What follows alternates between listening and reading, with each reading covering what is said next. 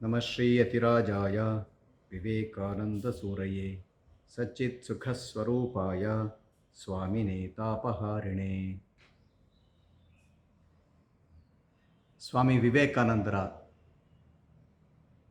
ಜಯಂತಿ ಇನ್ನೇನು ಕೆಲವೇ ದಿವಸಗಳಲ್ಲಿ ನಾವು ಆಚರಿಸಲಿದ್ದೇವೆ. ಈ ಸಂದರ್ಭದಲ್ಲಿ ಸ್ವಾಮಿ ವಿವೇಕಾನಂದರ ಸಂದೇಶಗಳಲ್ಲೆಲ್ಲ ಅತ್ಯಂತ ಮಹತ್ವದ್ದಾದ ಮಾನವನ ದಿವ್ಯ ಸ್ವರೂಪ, ಇದನ್ನು ಕುರಿತು ನಾವು ಇವತ್ತು ಚಿಂತಿಸೋಣ.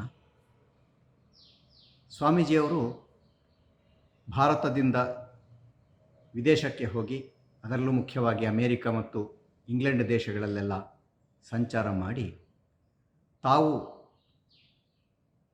ಜನರ ಮಧ್ಯೆ ಪಸರಿಸಿದಂಥ ಅನೇಕ ವಿಚಾರಗಳಲ್ಲಿ ಅತ್ಯಂತ ಪ್ರಮುಖವಾದದ್ದು ಮಾನವನ ದಿವ್ಯತೆ. ಮನುಷ್ಯ ಕೇವಲ ಮನುಷ್ಯ ಅಲ್ಲ, ಅವನ ಅಂತರಂಗದಲ್ಲಿ ಅಡಗಿರುವ ಆ ಚೈತನ್ಯ ಇದೆಯಲ್ಲ, ಸಾಕ್ಷಾತ್ ಭಗವಂತನ ಚೈತನ್ಯವೇ ಆಗಿದೆ. ಮೂಲತಃ ಮನುಷ್ಯ ಭಗವಂತನೇ ಆಗಿದ್ದಾನೆ. ಆದರೆ ಅವನು ಅನೇಕ ಸನ್ನಿವೇಶಗಳಿಂದ, ಅನೇಕ ಕಾರಣಗಳಿಂದ, ತನ್ನ ಅಜ್ಞಾನದಿಂದ ಇದನ್ನು ಮರೆತಿದ್ದಾನೆ. ಮನುಷ್ಯ ತನ್ನನ್ನು ತಾನು ಮರೆತು, ತಾನು ಈ ದೇಹ, ತಾನು ಈ ವ್ಯಕ್ತಿ ಎನ್ನುವುದಾಗಿ ಸಂಕುಚಿತ ದೃಷ್ಟಿಯಿಂದ ತಿಳ್ಕೊಂಡಿದ್ದಾನೆ. ಈ ತಿಳುವಳಿಕೆಯಿಂದ ಅವನು ತನ್ನ ದಿವ್ಯ ಸ್ವರೂಪವನ್ನು ಮರೆತು ತಾನು ಕೇವಲ ಮಾನವ ಅಂತ ಭಾವಿಸಿದ್ದಾನೆ. ಈ ತಪ್ಪು ತಿಳುವಳಿಕೆ, ಅಜ್ಞಾನ, ಇದರಿಂದಾಗಿಯೇ ಮನುಷ್ಯ ಕೊನೆಯಿಲ್ಲದಷ್ಟು ಕಷ್ಟಗಳಿಗೆ ಒಳಗಾಗಿದ್ದಾನೆ.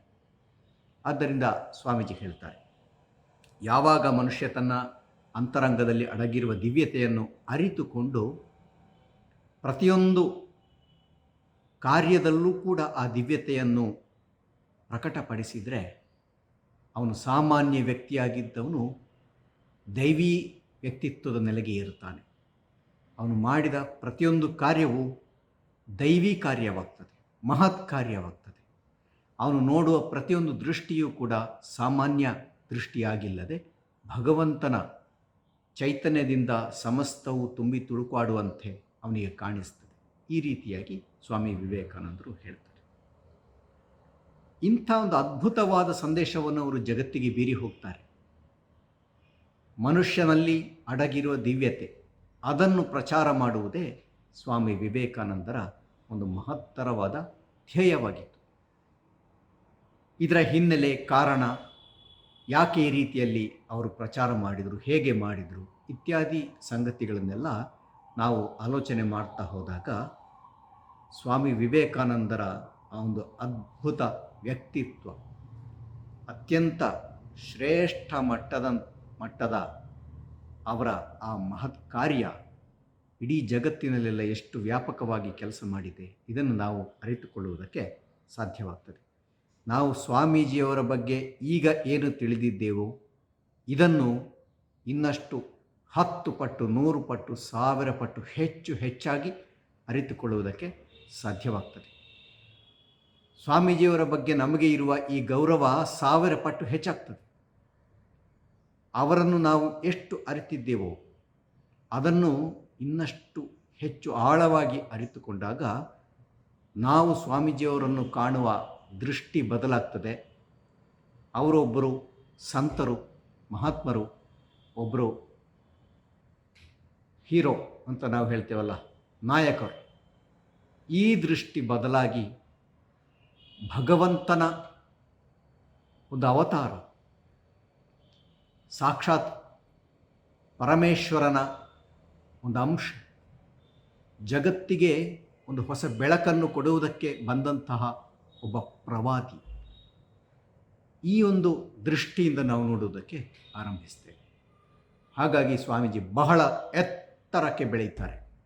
ಇದೆಲ್ಲ ನಮ್ಮ ಅರಿವನ್ನು, ನಮ್ಮ ದೃಷ್ಟಿಕೋನವನ್ನು ಅವಲಂಬಿಸಿಕೊಂಡಿದೆ.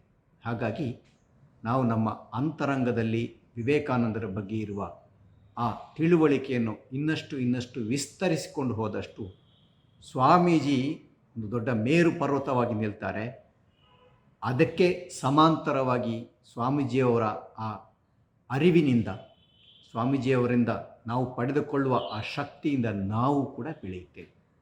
ಹಾಗಾಗಿ ವಿವೇಕಾನಂದರ ಆ ಒಂದು ಮಹಾ ಸಂದೇಶವನ್ನು ಕುರಿತು ಇವತ್ತು ಆಲೋಚನೆ ಮಾಡೋಣ. ಇಡೀ ಪ್ರಪಂಚದಲ್ಲಿ 3 ಸಂಗತಿಗಳ ಬಗ್ಗೆ ಅತ್ಯಂತ ಹೆಚ್ಚು ಜನರು ತಲೆ ಕೆಡಿಸ್ಕೊಂಡಿದ್ದಾರೆ. ಅಂದರೆ ಒಟ್ಟಾರೆಯಾಗಿ ಮಾನವನ ಎಲ್ಲ ಚಿಂತನ ಮಂಥನ, ವಾದ ವಿವಾದ, ತರ್ಕ ವಿತರ್ಕ, ಆಲೋಚನೆ, ವಿಶ್ಲೇಷಣೆ, ಇದರಲ್ಲಿ ಎಲ್ಲದರಲ್ಲೂ ಕೂಡ ಅತ್ಯಂತ ಹೆಚ್ಚು ಚಿಂತಿಸಿದ ವಿಷಯಗಳು ಯಾವುವು ಅಂತ ಕೇಳಿದರೆ, ಒಂದನೇದಾಗಿ ಪ್ರಕೃತಿಯ ಬಗ್ಗೆ. ಪ್ರಕೃತಿ ಅಂತಂದರೆ ಭೂಮಿಯು ಕೂಡ ಒಳಗೊಂಡ ಹಾಗೆ ಈ ಪ್ರಪಂಚದ ಎಲ್ಲ ಗ್ರಹಗಳು, ನಕ್ಷತ್ರಗಳು, ಸೌರವ್ಯೂಹ, ಬ್ರಹ್ಮಾಂಡ ಏನೇನಿದೆ ಅದೆಲ್ಲವೂ ಕೂಡ ಒಳಗೊಳ್ಳುತ್ತದೆ. ಅದನ್ನೆಲ್ಲ ಒಟ್ಟಾಗಿಯಾಗಿ ಪ್ರಕೃತಿ ಅಂತ ನಾವು ಕರೀಬಹುದು. ಅದರಲ್ಲಿ ಮನುಷ್ಯನೂ ಸೇರಿರ್ತಾನೆ, ಜೀವಿಗಳೆಲ್ಲವೂ ಇರ್ತವೆ, ಸಸ್ಯ ಪ್ರಾಣಿ ಪಕ್ಷಿ ಜಲಚರಗಳು ಹಾಗೂ ಜಡವಸ್ತುಗಳು ಇವೆಲ್ಲವೂ ಸೇರಿಕೊಂಡ ಹಾಗೆ ಒಟ್ಟು ಪ್ರಕೃತಿ, ಬಾಹ್ಯ ಪ್ರಪಂಚದಲ್ಲಿ ನಾವು ಏನನ್ನು ನೋಡ್ತೇವೋ ಅದೆಲ್ಲದರ ಬಗ್ಗೆ ಮನುಷ್ಯ ಸಾಕಷ್ಟು ಚಿಂತನೆ ನಡೆಸಿದ್ದಾನೆ.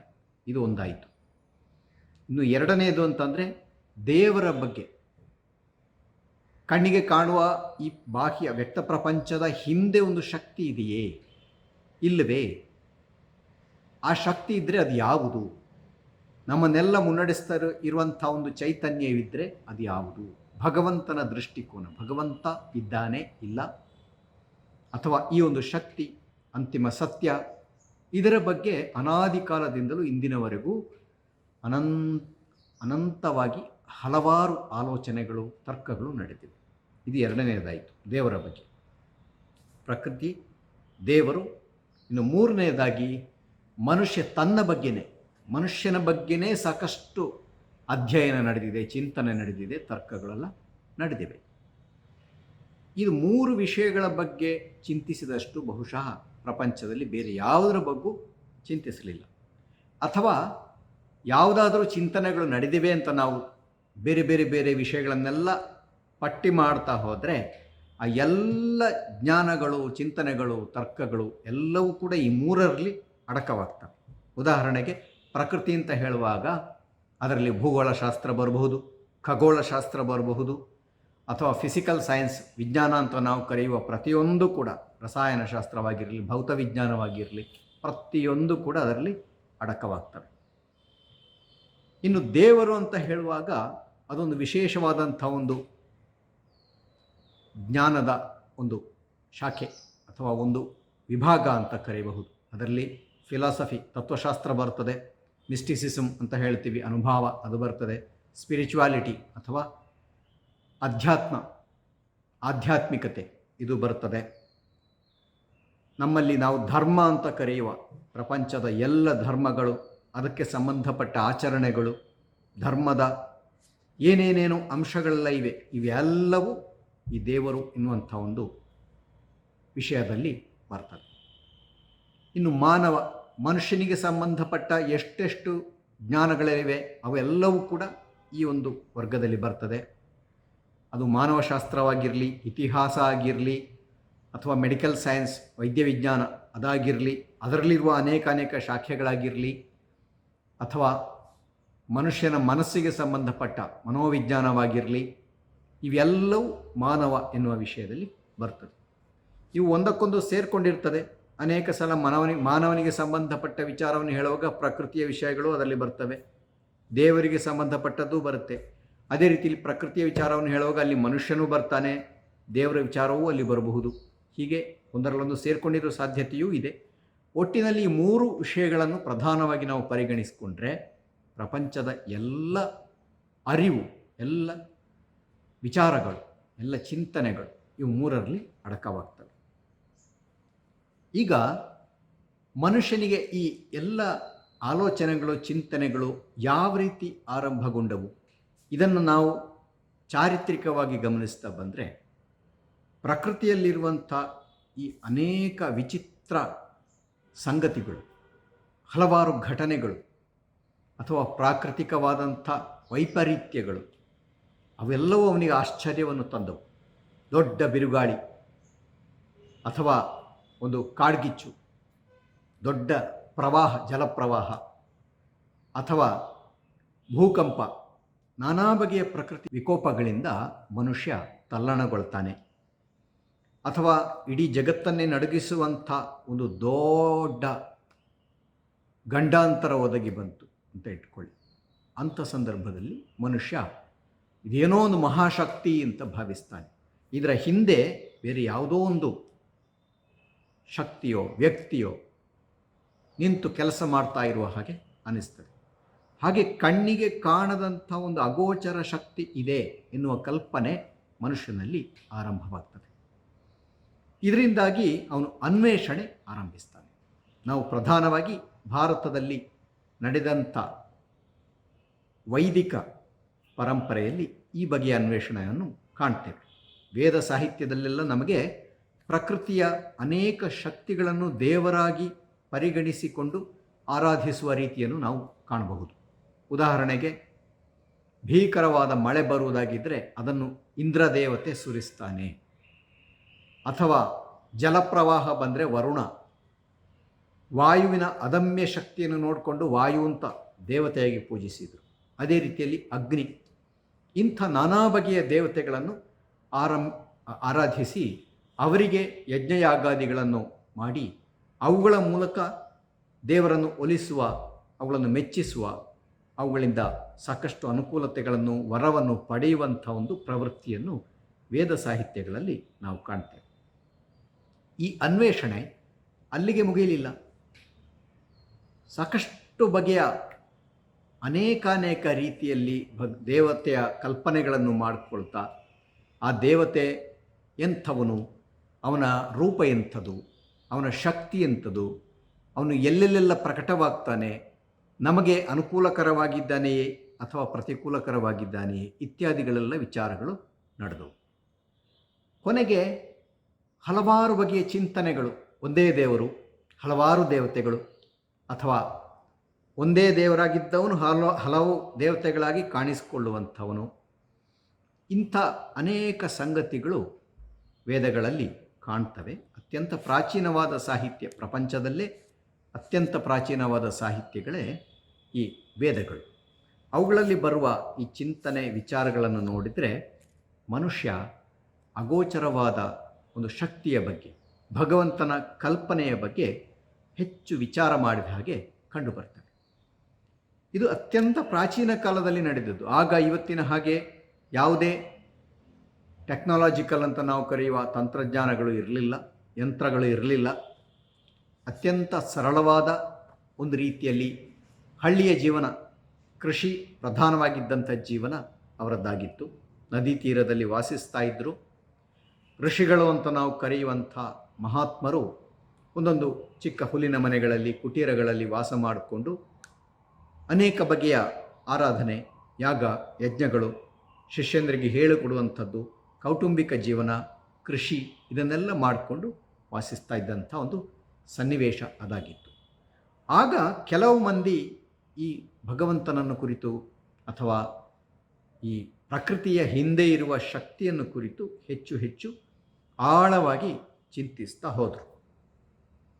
ಪಾಶ್ಚಾತ್ಯರಲ್ಲಿ ಪ್ರಕೃತಿಯ ಬಗ್ಗೆ ನಡೆಸಿದಂಥ ಹಲವಾರು ಅನ್ವೇಷಣೆಗಳು ಅನೇಕ ವೈಜ್ಞಾನಿಕವಾದಂಥ ಪ್ರಗತಿಗೆ ಕಾರಣವಾಯಿತು.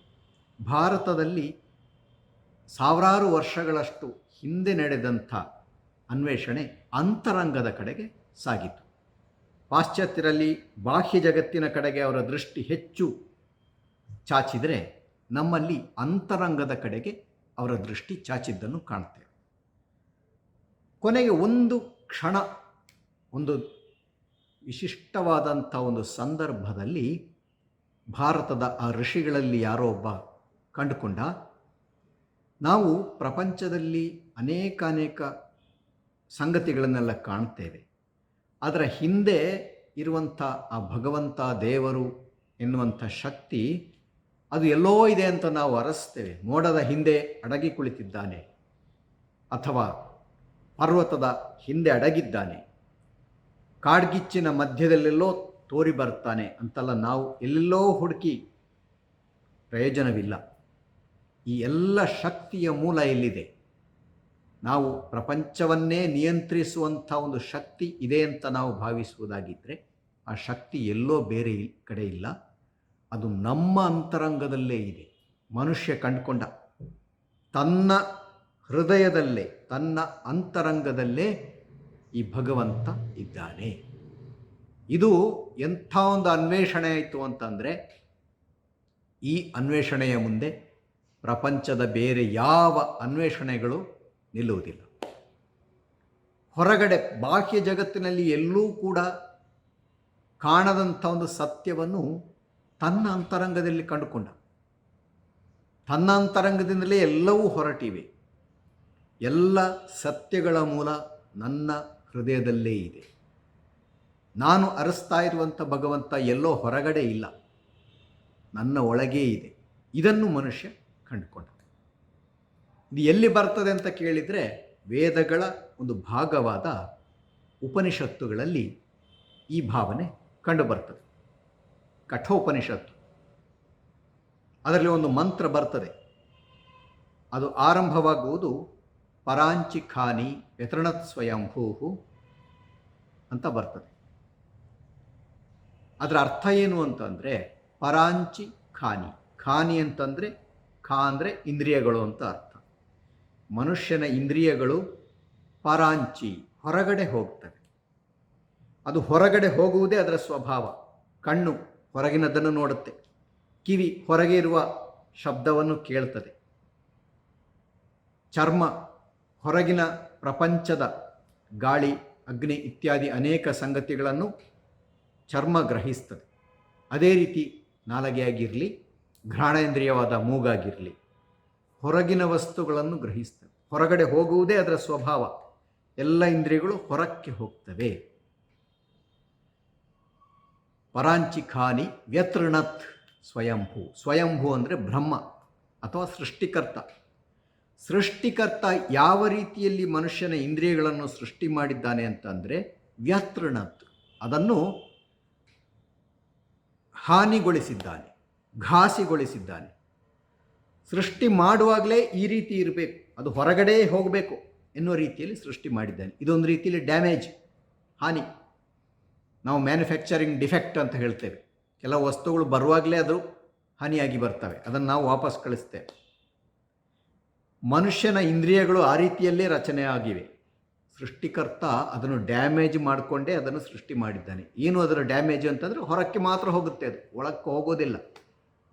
ತಸ್ಮಾತ್ ಪರಾಂಗ್ ಪಶ್ಯತಿ ನ ಅಂತರಾತ್ಮನು. ಆದ್ದರಿಂದಲೇ ಪರಾಕ್ ಅಂದರೆ ಹೊರಗಡೆ. ಮನುಷ್ಯ ಹೊರಗಿನದ್ದನ್ನು ನೋಡ್ತಾನೆ, ವ್ಯಕ್ತ ಪ್ರಪಂಚವನ್ನೇ ನೋಡ್ತಾನೆ, ತನ್ನ ಅಂತರಂಗವನ್ನು ಅವನು ನೋಡುವುದಿಲ್ಲ. ಯಾಕಂತಂದರೆ ಯಾವತ್ತೂ ಅವನು ಹೊರಗಿನ ಜಗತ್ತಿನ ಬಗ್ಗೆ ಚಿಂತಿಸ್ತಾನೆ, ಅದನ್ನೇ ನೋಡ್ತಾನೆ, ಅದರ ಜೊತೆಗೇ ವ್ಯವಹರಿಸ್ತಾನೆ. ಬಾಹ್ಯ ಜಗತ್ತಿನಲ್ಲೇ ಮನುಷ್ಯ ಮುಳುಗಿ ಹೋದದ್ರಿಂದ ತನ್ನ ಅಂತರಂಗವನ್ನು ನೋಡುವುದಕ್ಕೆ ಅವನಿಗೆ ಸಾಧ್ಯವಾಗುವುದಿಲ್ಲ. ಇದಕ್ಕೆ ಕಾರಣ ಅವನ ಇಂದ್ರಿಯಗಳು ಹೊರಕ್ಕೆ ಹೋಗುವುದು ಆಗಿದೆ. ಪ್ರಾಣಿಗಳು ನೋಡಿ, ಪಕ್ಷಿಗಳು ನೋಡಲಿ, ಮನುಷ್ಯನನ್ನು ಬಿಟ್ಟು ಎಲ್ಲ ಜೀವಿಗಳು ಕೂಡ ತಮ್ಮ ಇಂದ್ರಿಯಗಳು ಕರೆದುಕೊಂಡು ಹೋದ ದಿಕ್ಕಿಗೆ ಹೋಗ್ತವೆ, ಆಹಾರವನ್ನು ಸಂಪಾದಿಸ್ತವೆ, ಜೀವನ ನಡೆಸ್ತವೆ. ಅವು ಎಲ್ಲವಕ್ಕೂ ಕೂಡ ಇದೇ ರೀತಿಯ ಇಂದ್ರಿಯಗಳ ರಚನೆ ಇದೆ. ಮನುಷ್ಯನಿಗೂ ಕೂಡ ಅದೇ ರೀತಿ ಇದೆ. ಆದರೆ ಮಂತ್ರ ಮುಂದುವರಿಯುತ್ತದೆ. ಪರಾಂಚಿ ಖಾನಿ ವ್ಯತೃಣತ್ ಸ್ವಯಂಭೂ ತಸ್ಮಾತ್ ಪರಾಂಗ್ ಪಶ್ಯತಿ ನ ಅಂತರಾತ್ಮನ್. ತನ್ನ ಅಂತರಾತ್ಮವನ್ನು ಅವನು ನೋಡುವುದಿಲ್ಲ. ತನ್ನ ಅಂತರಂಗದಲ್ಲಿರುವ ಆತ್ಮವನ್ನು ಮನುಷ್ಯನು ನೋಡುವುದಿಲ್ಲ. ಇದು 2ನೇ ಸಾಲಾಯಿತು. 3ನೇ ಸಾಲಿನಲ್ಲಿ ಹೇಳ್ತಾನೆ, ಕಶ್ಚಿತ್ ಧೀರ ಪ್ರತ್ಯಗಾತ್ಮಾನ ಮೈಕ್ಷತ್. ಆದರೆ ಕಶ್ಚಿತ್ ಧೀರ, ಯಾರೋ ಒಬ್ಬ ವಿವೇಕಿ. ಧೀರ ಅಂದರೆ ವಿವೇಕಿ ಅಂತ ಅರ್ಥ. ಧೀ ಅಂದರೆ ಬುದ್ಧಿ. ಬುದ್ಧಿ ಇರುವವನು ಧೀರ. ಸಾಮಾನ್ಯವಾಗಿ ನಮ್ಮ ಆಡು ಮಾತಿನಲ್ಲಿ ಧೀರ ಅಂದರೆ ಸಾಹಸಿ, ಶೌರ್ಯವಂತ ಅಂತ ಅರ್ಥ ಇದೆ.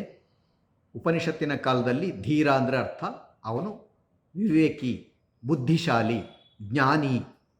ಸಾಮಾನ್ಯವಾಗಿ ನಾವು ವಿವೇಕಿ ಅಂತ ಅರ್ಥ ಇಟ್ಕೊಂಡ್ರೆ ಸಾಕು. ಧೀರ ಯಾರೋ ಒಬ್ಬ ಧೀರನಾದವನು, ಬುದ್ಧಿವಂತ.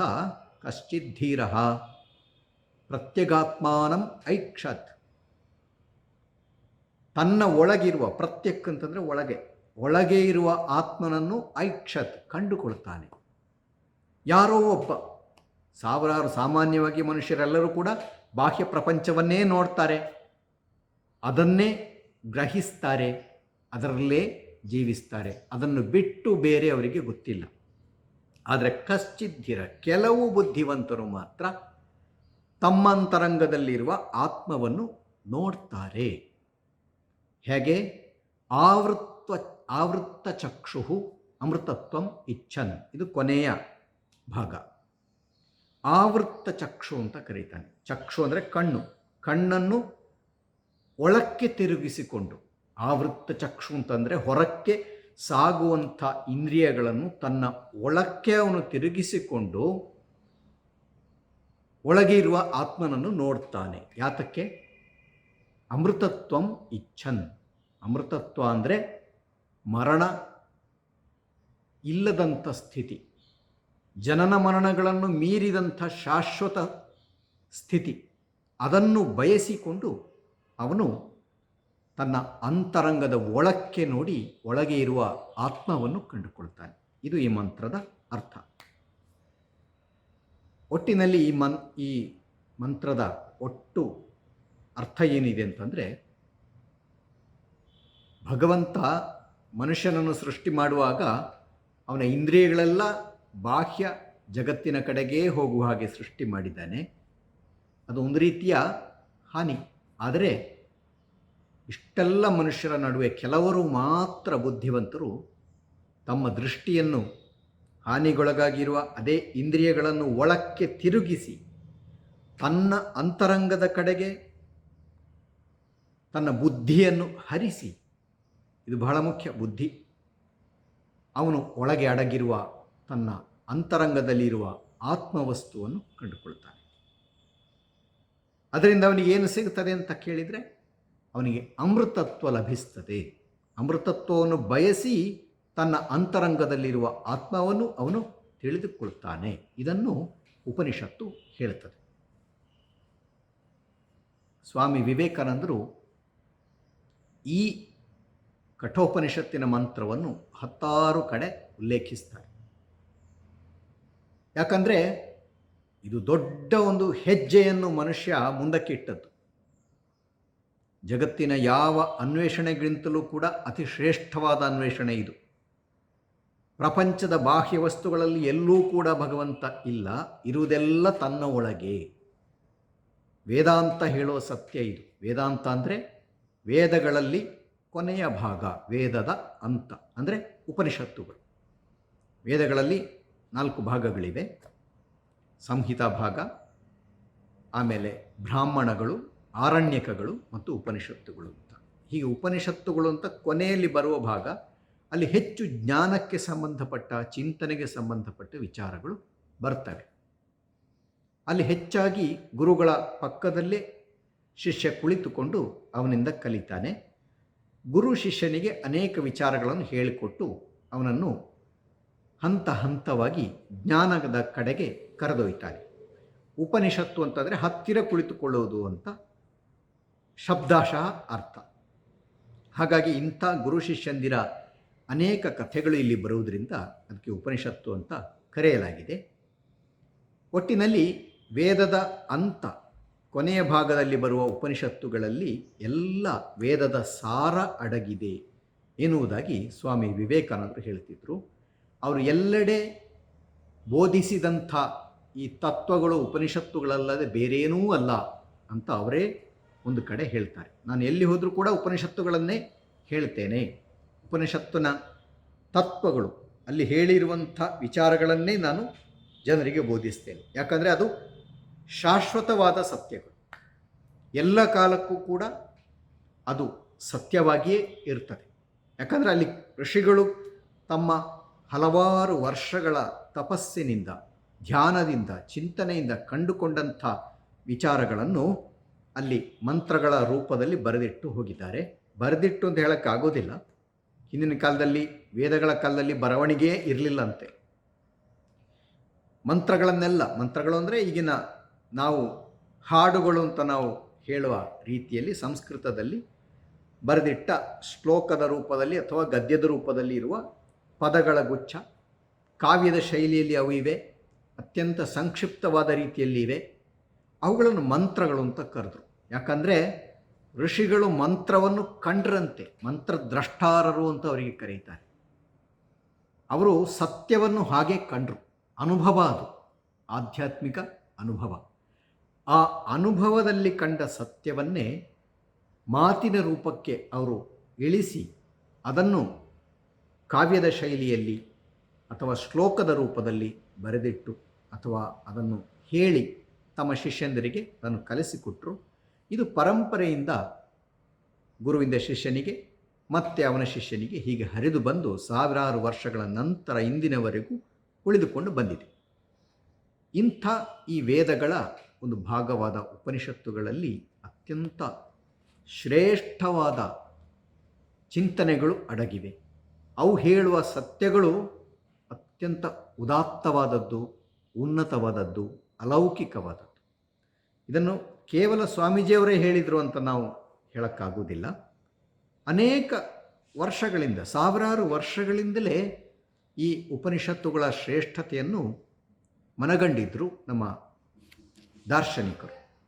ವಿಶೇಷವಾಗಿ ಶಂಕರಾಚಾರ್ಯರು ಉಪನಿಷತ್ತುಗಳಿಗೆ ಭಾಷ್ಯಗಳನ್ನು ಬರೆದಿದ್ದರು.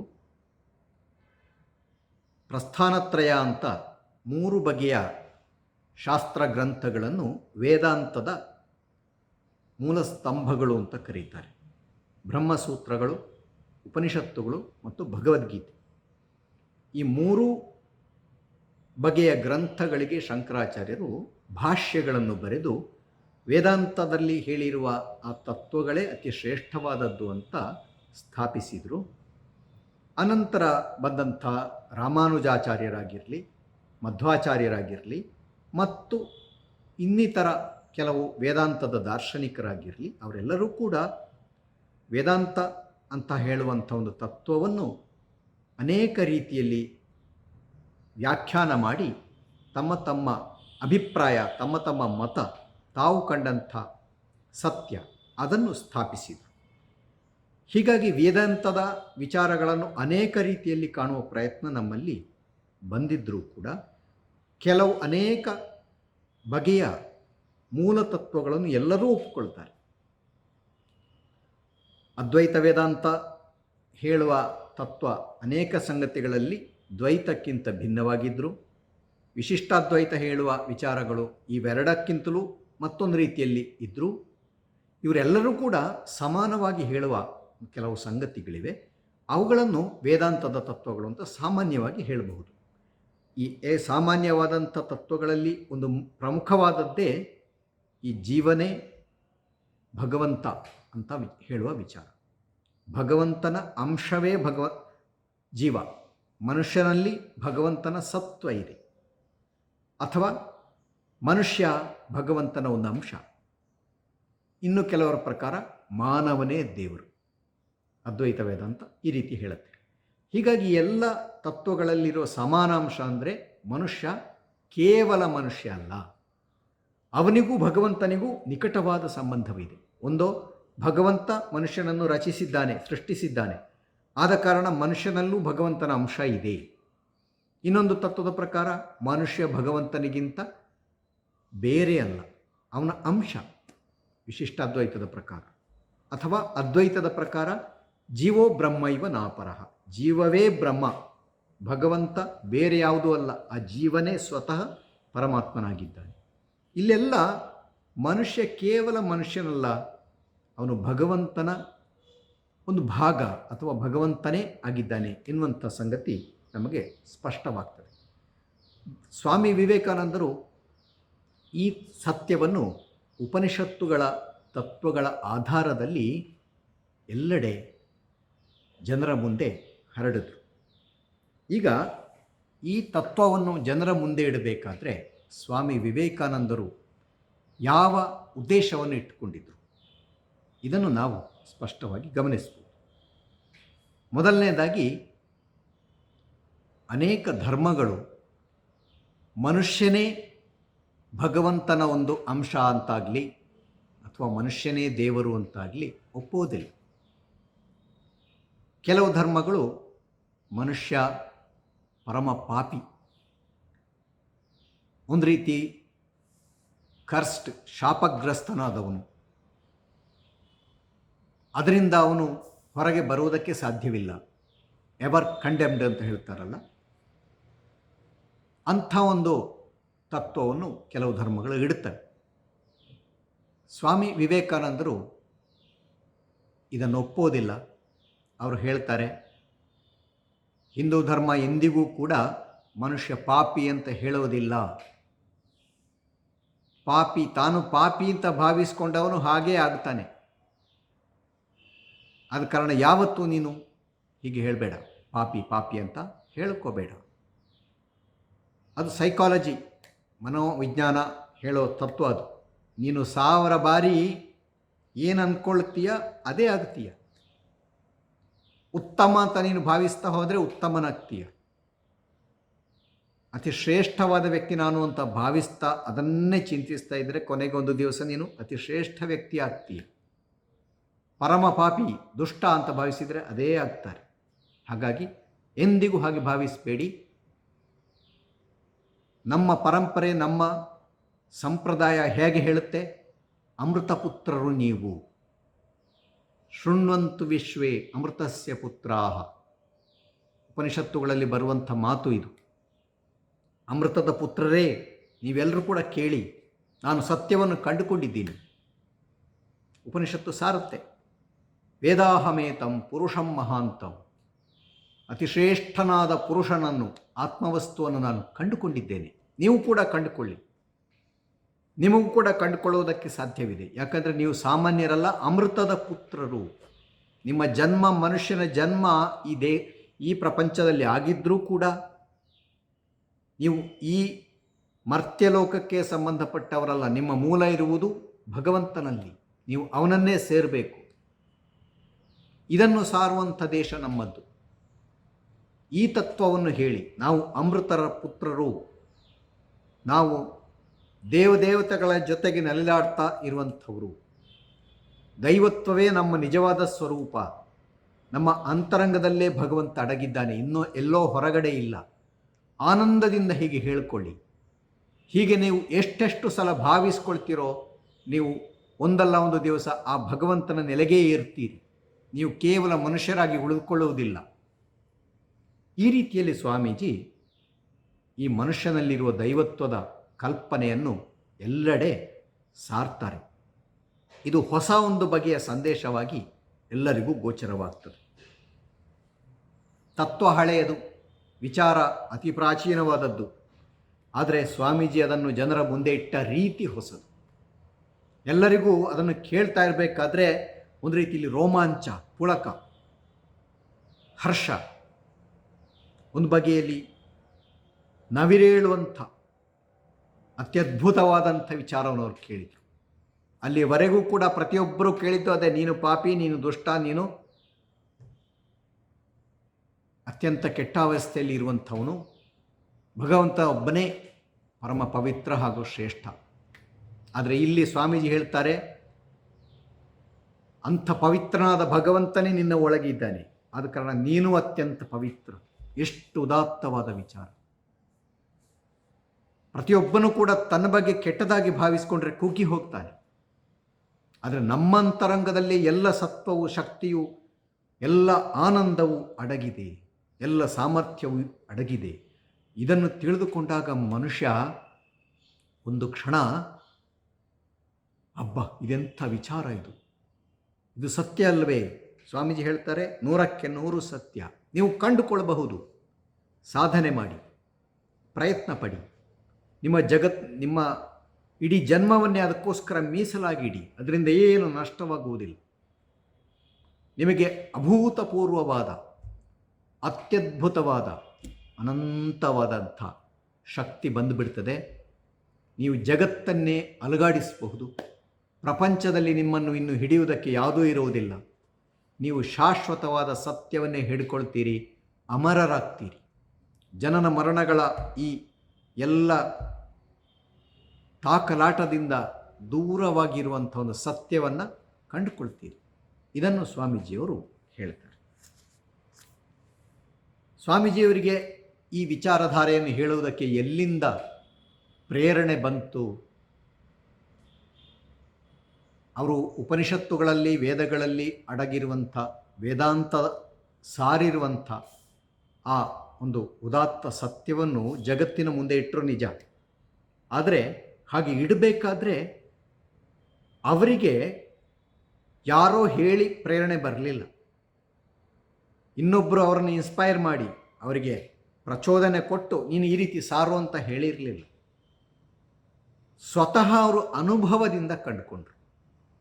ಸ್ವಾಮಿ ವಿವೇಕಾನಂದರು ಶ್ರೀರಾಮಕೃಷ್ಣರಿಂದ ಪಡೆದಂಥ ಅದ್ಭುತವಾದ ಜ್ಞಾನ ಇದೆಯಲ್ಲ, ಅದು ಆಧ್ಯಾತ್ಮಿಕ ಅನುಭವವಾಗಿ ಪರಿವರ್ತನೆಗೊಂಡು ಅವರಿಗೆ ಪ್ರಾಚೀನ ವೇದ, ಉಪನಿಷತ್ತು ಮುಂತಾದ ಶಾಸ್ತ್ರಗಳಲ್ಲಿ ಅಡಗಿರುವ ಸತ್ಯ ಗೋಚರವಾಯಿತು.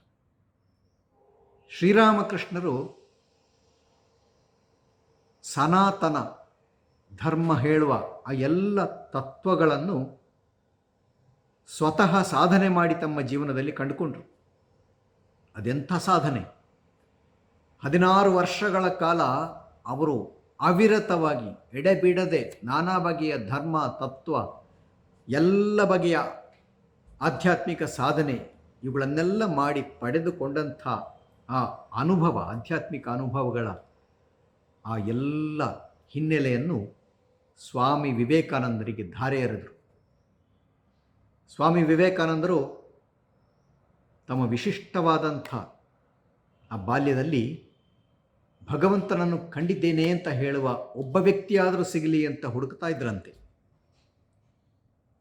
ಯಾರದೋ ಮಾತಿನ ಪ್ರೇರಣೆಯಿಂದ ಅವರು ಶ್ರೀರಾಮಕೃಷ್ಣರ ಬಳಿಗೆ ಬರ್ತಾರೆ. ಬಂದು ಅವರ ಬಳಿಯೂ ಕೂಡ ಇದೇ ಪ್ರಶ್ನೆಯನ್ನು ಹಾಕ್ತಾರೆ, ಭಗವಂತನನ್ನು ನೀವು ಕಂಡಿದ್ದೀರಾ? ಮೊದಲ ಬಾರಿಗೆ ಅವರು ಕೇಳ್ತಾರೆ. ಶ್ರೀರಾಮಕೃಷ್ಣರನ್ನು ಕೇಳಿದಾಗ ಅವರು ಕೊಟ್ಟ ಉತ್ತರ, ಹೌದು ಮಗು, ನಾನು ಭಗವಂತನನ್ನು ಕಂಡಿದ್ದೇನೆ. ಸ್ವಾಮೀಜಿಯವರು ಕೇಳ್ತಾರೆ, ನರೇಂದ್ರ ಚಿಕ್ಕ ಬಾಲಕ, ಆಗ 18 ವರ್ಷ, 16-18 ವರ್ಷದ ಬಾಲಕ, ನೀವು ನನಗೂ ಕೂಡ ಭಗವಂತನನ್ನು ತೋರಿಸಿಕೊಡ್ತೀರಾ? ಆಗ ಶ್ರೀರಾಮಕೃಷ್ಣರು ಹೇಳ್ತಾರೆ, ಹೌದು ಮಗು, ಖಂಡಿತ. ನೀನು ಸಾಧನೆ ಮಾಡಬೇಕು. ಈ ರೀತಿಯಲ್ಲಿ ಸಾಧನೆ ಮಾಡಿದರೆ ನಿನಗೂ ಭಗವಂತನನ್ನು ಕಾಣಬಹುದು, ಅವನ ಜೊತೆಗೆ ಮಾತುಕತೆ ಆಡಬಹುದು. ನಿನಗಿಂತ ಸ್ಪಷ್ಟವಾಗಿ ನಾನು ಭಗವಂತನನ್ನು ಕಾಣ್ತೇನೆ. ನಾನು ನಿನ್ನನ್ನು ನೋಡೋದಕ್ಕಿಂತ ಹೆಚ್ಚು ಸ್ಪಷ್ಟವಾಗಿ ಭಗವಂತನನ್ನು ಕಂಡಿದ್ದೇನೆ ಅಂತ ಶ್ರೀರಾಮಕೃಷ್ಣರು ಹೇಳಿದರು.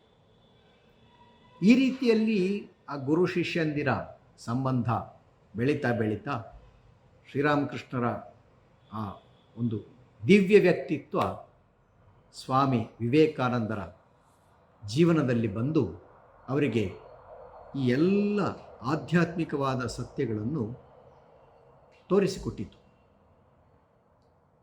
ಈ ರೀತಿಯಲ್ಲಿ ಶ್ರೀರಾಮಕೃಷ್ಣರ ತತ್ವಗಳನ್ನೆಲ್ಲ ಅವರು ಅರ್ಥ ಮಾಡಿಕೊಂಡು ಸಾಧನೆ ಮಾಡಿ ಭಗವಂತನ ಸಾಕ್ಷಾತ್ಕಾರವನ್ನು ಮಾಡಿಕೊಂಡು ತಮ್ಮ ಗುರುಗಳ ಸಂದೇಶವನ್ನು ಜಗತ್ತಿಗೆಲ್ಲ ಹರಡಬೇಕು ಅಂತ ಸ್ವಾಮಿ ವಿವೇಕಾನಂದರು ಹೊರಟರು. ಈ ಎಲ್ಲ ಹಿನ್ನೆಲೆಯಿಂದ ನಾವು ನೋಡಿದ್ರೆ ಶ್ರೀರಾಮಕೃಷ್ಣರು ಮನುಷ್ಯನಲ್ಲೇ ಭಗವಂತನನ್ನು ಕಂಡಿದ್ದರು. ಮನುಷ್ಯನಲ್ಲಿ ಭಗವಂತ ಅಡಗಿರುವುದರಿಂದ ಅವನು ಎಷ್ಟು ಶ್ರೇಷ್ಠ ಇದನ್ನು ಜಗತ್ತಿಗೆ ಸಾರಿದರು. ಶ್ರೀರಾಮಕೃಷ್ಣರು ಹೇಳ್ತಾರೆ, ನೀನು ಭಗವಂತನನ್ನು ಕಾಣುವುದಾಗಿದ್ದರೆ ಅವನನ್ನು ಮನುಷ್ಯನಲ್ಲಿ ಕಾಣು. ಮನುಷ್ಯನ ಹೃದಯ ಅಂತಂದರೆ ಭಗವಂತನ ಆವಾಸ ಸ್ಥಾನ, ಬೈಠಕ್ ಖಾನೆ. ಮನೆಯಲ್ಲಿ ಯಜಮಾನ ಎಲ್ಲ ಕೋಣೆಗಳಲ್ಲೂ ಇರಬಹುದು. ಅಡಿಗೆ ಮನೆಯಲ್ಲಿ ಇರಬಹುದು, ದೇವರ ಕೋಣೆಯಲ್ಲಿ ಇರಬಹುದು, ಬಚ್ಚಲ ಮನೆಯಲ್ಲೂ ಇರಬಹುದು, ಎಲ್ಲ ಕಡೆ ಇರ್ತಾನೆ. ಆದರೆ ಹೆಚ್ಚಾಗಿ ಅವನು ಕುಳಿತುಕೊಂಡು ಇರುವ ಜಾಗ ಯಾವುದು ಅಂದರೆ ಬೈಠಕ್ ಖಾನೆ. ಬೈಠಕ್ ಖಾನೆಗೆ ನೀನು ನೇರ ಹೋದರೆ ಅನೇಕ ಸಲ ಅವನನ್ನು ಕಾಣಬಹುದು, ಕೆಲವೊಮ್ಮೆ ಇಲ್ಲದೇ ಇರಬಹುದು, ಆದರೆ ಹೆಚ್ಚಾಗಿ ಅಲ್ಲೇ ಇರ್ತಾನೆ. ಅದೇ ರೀತಿಯಲ್ಲಿ ಪ್ರಪಂಚದಲ್ಲಿ ಎಲ್ಲೆಡೆ ಭಗವಂತ ಇದ್ದಾನೆ ನಿಜ, ಆದರೆ ವಿಶೇಷವಾಗಿ ಅವನು ವ್ಯಕ್ತವಾಗುವುದು ಮನುಷ್ಯನ ಹೃದಯದಲ್ಲಿ. ಎಲ್ಲೆಲ್ಲೋ ಅರಸುವುದಕ್ಕಿಂತ ಹೆಚ್ಚು ಅವನ ಹೃದಯದಲ್ಲೇ ನೋಡು. ಮನುಷ್ಯನ ಹೃದಯದಲ್ಲೇ ದೇವರನ್ನು ಕಾಣು. ನಿನ್ನ ಅಂತರಂಗದಲ್ಲಿ ದೇವರನ್ನು ಕಾಣು. ಅದೇ ರೀತಿಯಲ್ಲಿ ಹೊರಗಡೆ ಇರುವ ಅಸಂಖ್ಯಾತ ಜನರ ಮಧ್ಯೆ ಭಗವಂತನನ್ನು ಕಾಣು. ಜನರಿಗೆ, ಎಲ್ಲರ ಜನರ ಹೃದಯದಲ್ಲಿರುವ ದೇವರನ್ನು ಕಾಣು. ಇದನ್ನು ಶ್ರೀರಾಮಕೃಷ್ಣರು ತಮ್ಮ ಶಿಷ್ಯಂದರಿಗೆಲ್ಲ ಹೇಳಿಕೊಟ್ರು. ಭಗವಂತನನ್ನು ನಮ್ಮಲ್ಲಿ ನಾವು ಕಂಡಾಗ ನಮಗೆ ಆತ್ಮ ಸಾಕ್ಷಾತ್ಕಾರ ಆಗತ್ತೆ. ನಾವು ಹೊರಗಡೆ ಜನರಲ್ಲಿ ಭಗವಂತನನ್ನು ಕಂಡಾಗ ನಾವು ಏನು ಮಾಡಬಹುದು? ನಾವು ಅದೇ ಭಗವಂತನ ಸೇವೆ ಮಾಡಬಹುದು. ನೀವು ಯಾವ ಮನುಷ್ಯರನ್ನು ಎಲ್ಲಿ ಕಂಡರೂ ಅವನಲ್ಲಿ ಭಗವಂತನನ್ನು ಕಂಡು ಅವನಿಗೆ ಏನು ಸಾಧ್ಯವೋ ಆ ಸೇವೆಯನ್ನು ಮಾಡಿ. ಈ ರೀತಿಯಲ್ಲಿ ಶ್ರೀರಾಮಕೃಷ್ಣರು ತಮ್ಮ ಶಿಷ್ಯಂದರಿಗೆ ಹೇಳಿಕೊಟ್ರು. ಅದನ್ನೇ ಸ್ವಾಮೀಜಿಯವರು ಕರ್ಮಯೋಗದ ಆದರ್ಶ ಎನ್ನುವುದಾಗಿ ಜಗತ್ತಿನ ಮುಂದೆ ಇಟ್ಟರು.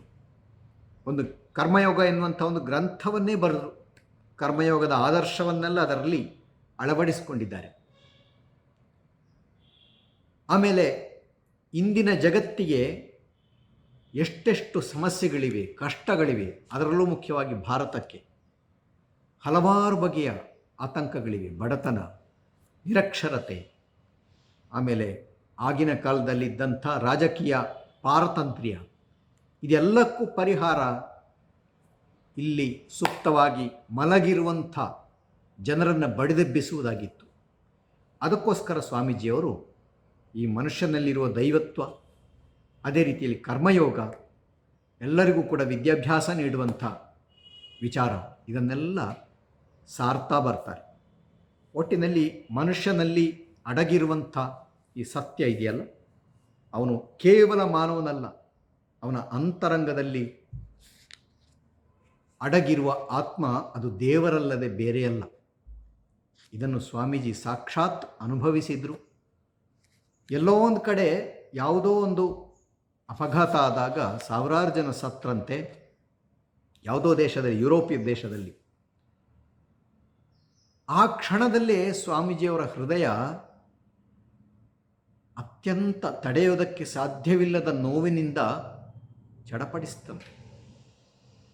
ಯಾಕೆ ಅಂತ ಗೊತ್ತಿಲ್ಲ. ಮರುದಿವಸ ಪತ್ರಿಕೆಯಲ್ಲಿ ಓದಿದಾಗ ಗೊತ್ತಾಯ್ತಂತೆ, ದೊಡ್ಡ ಒಂದು ಅಪಘಾತದಲ್ಲಿ 100 ಜನ ಸತ್ತು ಹೋಗಿದ್ದಾರೆ.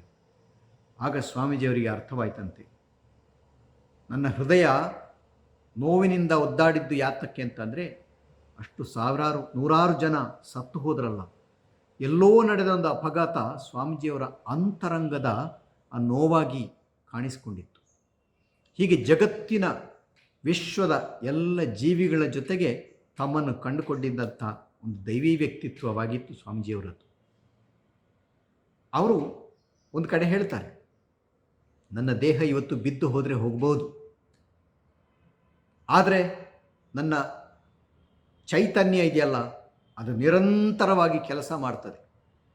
ಎಲ್ಲಿಯವರೆಗೆ ಅಂತಂದರೆ, ಪ್ರತಿಯೊಬ್ಬ ಮಾನವನು ಕೂಡ ತಾನು ಭಗವಂತನ ಜೊತೆಗೆ ಒಂದಾಗಿದ್ದೇನೆ ಅಂತ ತಿಳಿದುಕೊಳ್ಳುವಲ್ಲಿ ತನಕವೂ ನನ್ನ ಚೈತನ್ಯ ಕೆಲಸ ಮಾಡ್ತದೆ ಅಂತ ಹೇಳ್ತಾರೆ.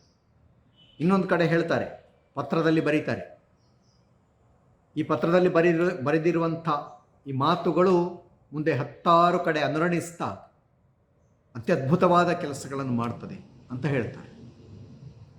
ಸ್ವಾಮೀಜಿಯವರ ಇಂಥ ಮಾತುಗಳು ಇಂದು ನಿಜವಾಗಿವೆ.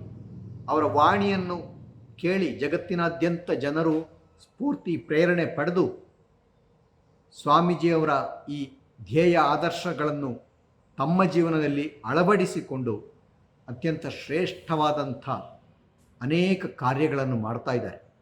10 ಸಂಸ್ಥೆಗಳು ಕಾರ್ಯನಿರ್ವಹಿಸ್ತಾ ಇವೆ.